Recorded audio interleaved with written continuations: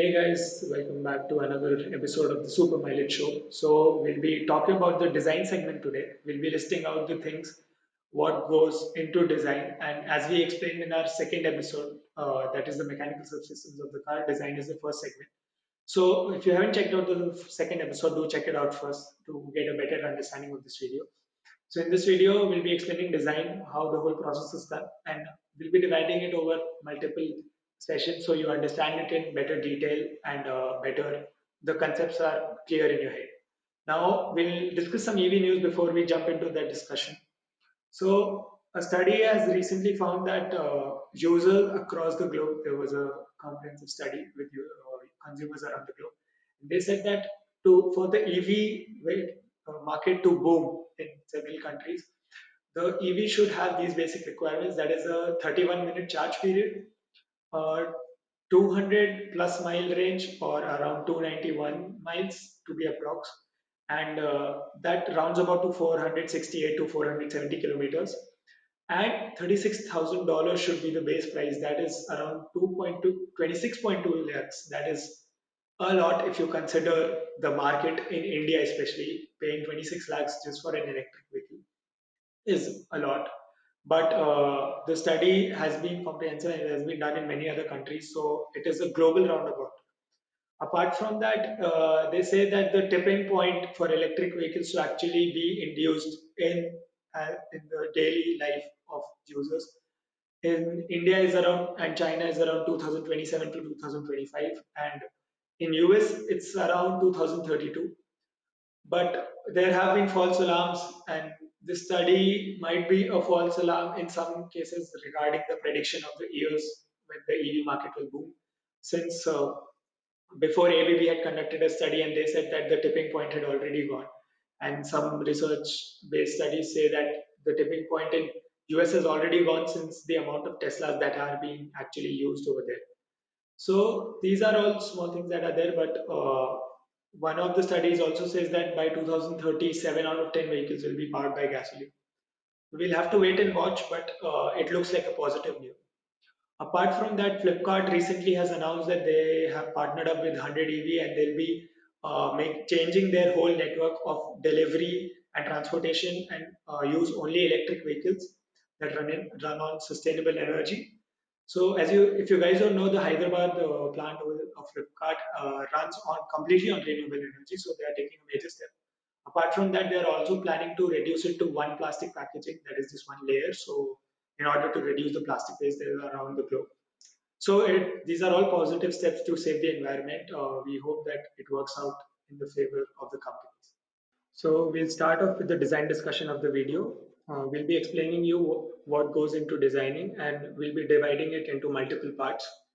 So Kavya, who is the design head of the team, she'll explain you better how all of this process is done and how we go about it. Hello everyone. Today I'm going to take you through the design process of what is done in Team Inferno. So, to understand this better, let us imagine everyone to be a designer, like whoever is the audience, to be a designer. And you're designing a simple object, for example, let's say a chair. And using these principles, I will be creating an analogy like how we do it in our car. So, let's go through the process first. Okay, so the process can be divided into three basic steps. The steps are research, ideation, and prototyping. And these steps can be further divided into multiple small steps. So, since we need to explain you in detail, today we'll be talking just about the research, but I'll tell you what goes into ideation and prototyping too. So, in research, first point is the initial problem description. You need to describe what the problem actually is. Then you go into the research part where you look up things, you have to design, you look at the background of those things. And in the final part, you go to the refined problem definition. That is what exactly you want and what have you researched and concluded. That is the final problem definition. Once you go complete that step, then you are in the ideation process. Now, the ideation process has 2 points, that is the ideation and synthesis. And the second point is visualization and storytelling. Now, these two will be explained in the further videos, so we'll not concentrate on that for now. Then the third part is prototyping. Now in the prototyping segment, we have the iterative prototyping, and we have the testing. And once the testing is done, we go on with the production of the car, that is the fabrication and other things. So let's go into the problem description. This can be general, how Kavya mentioned earlier, we'll be taking the case of a chair, and all of you will be assumed as designers. So in designer, in the case of a chair, you need to think what this chair is for. Either you're using this chair for an office use, or you're using it for students who study in a school, or you're using this for any other purposes, just for resting, something like a bench in a park. Now, once you have done that, you need to see the age group, all those demographics, such as the age group, the height of the person, the weight of the person who will be using it, and you form a mean or a roundabout estimation. Because if you take the example of benches in a park, they can be used by everyone, but benches which are in the classroom, and especially which are used in primary schools, will not be used the same way in the secondary school. So you can have a general idea of how to design a chair accordingly. Now, once you are done with the specific questions, then you take to different stages. That is, you start researching about it. Now, Kavya will explain this analogy using a car, how we go about this whole process in a car. In a similar way, like how we have defined it for the chat, we are going to define it for our car. Now, the general question here is how fuel efficient can we make the car? Now, we are designing the car for Shelico Marathon. So, the main goal here is to build fuel efficient car. So, our general question here will be how fuel efficient can we make the car? And then we can ask questions like how cost effective we can make the car, or how safe we can make the car. And like we can set out to ask some specific questions like how can we improve the strength of the chassis, or how can we improve the shape of the chassis. Now this is all going to answer our general question, that is how safe or how fuel efficient we can make the car. So with all these questions what we are having, we are going to set out to the next phase, that is the research phase. So in the research phase, you'll have different parts, that is technology, what current technology that is there, and then empathize, that is the user understanding, like observations, interview, and immersions. And then with all this information, you're going to find patterns. So this is the entire research phase. So let's see how this is done for the chair. Okay, so when we take the example of a chair, in our case, let's consider a chair that is being used by children at the school. So when you are using chair for a school, you need to ask questions like who is going to be using it. So for that, the answer is students. Then the second point is the chair should be safe. When we talk about safety, that is, it should not have sharp corners, or it should not have materials that could actually hurt, or when children play around in the classroom, it could actually hurt them, or prove to be damaging to in other senses. So you need to look for such kind of materials. And similarly, you find patterns in this. So in the similar way, we'll be looking at patterns in the car. So in the car, we have to first see like what are you can research about what other teams have done, or if you're having previous teams, you can see what your previous teams have done. You can collect all this data, and then next you can see what is out there in the market. Like for example, what are the current trends in the market, or what are the latest technology that the world is using. So you can collect all this as your in the research phase as your the initial stages of the design, like your uh, the resource from where you're going to ideate.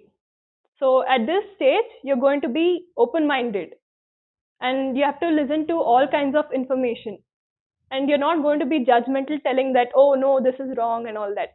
So you have to be open minded.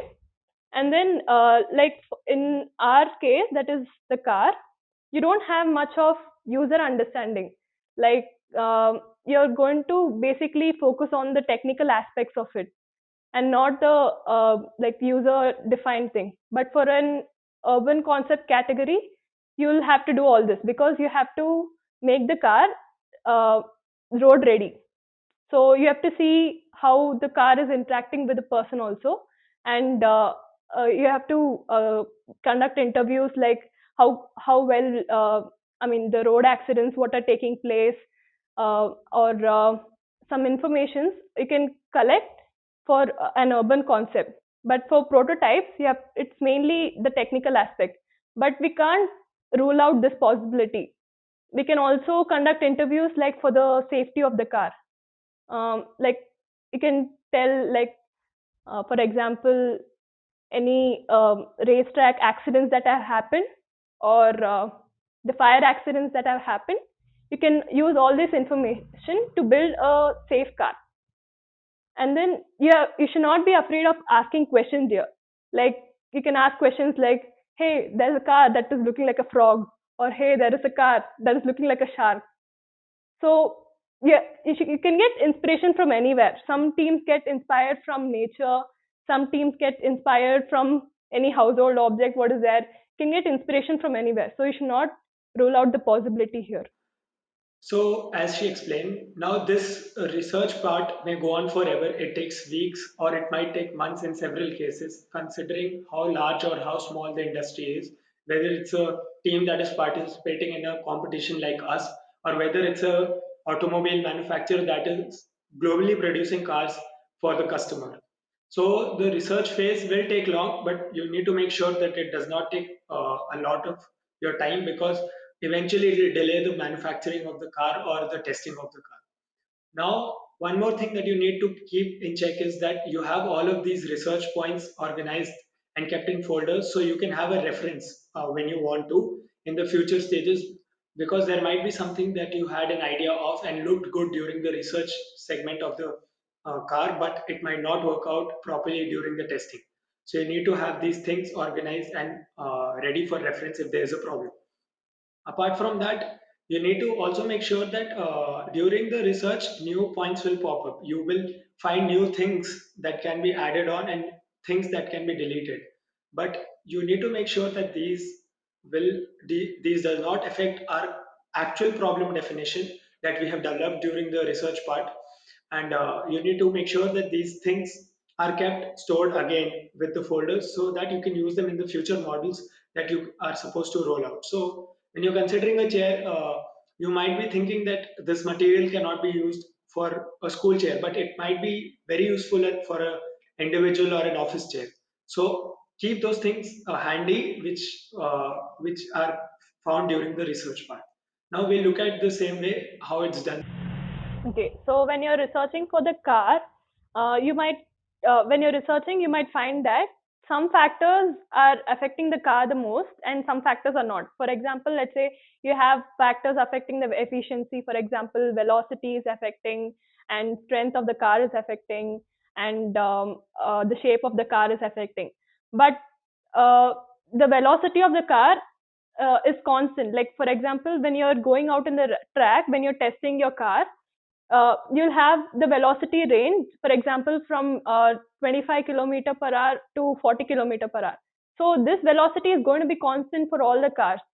This is the velocity range. So you are not going to make much changes in the velocity of the car. And then even the wheelbase might affect the car. So the wheelbase will be like constant. Like, for example, if you're increasing the shape of the car and you want an aerofoil shape, so here the person, the driver is to be sleeping. So when you're sleeping, you won't have much space here to vary the wheelbase of the car. So the wheelbase of the car will be like around mostly constant for all the cars.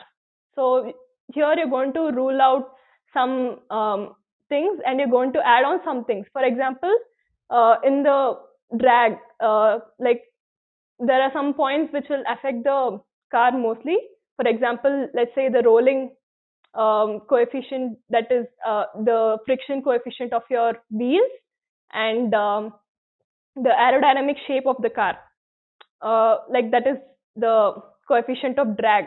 These factors can be changed, and these factors will affect the car the most. and the powertrain also will affect the car the most. So you're going to focus on things that when you change it, it will affect the car the most, and then you're going to omit out some things, or you're going to keep it aside. So you're going to reframe your problem definition to how can the shape of the car be improved, or how can the stiffness of the car be improved. So with all these questions, you're going to set out to find an answer. So with uh, this initial problem definition, you will also find an answer in the research phase only, and you're going to have all these bits and pieces of information so that you're going to proceed to the next stage of design, that is ideation.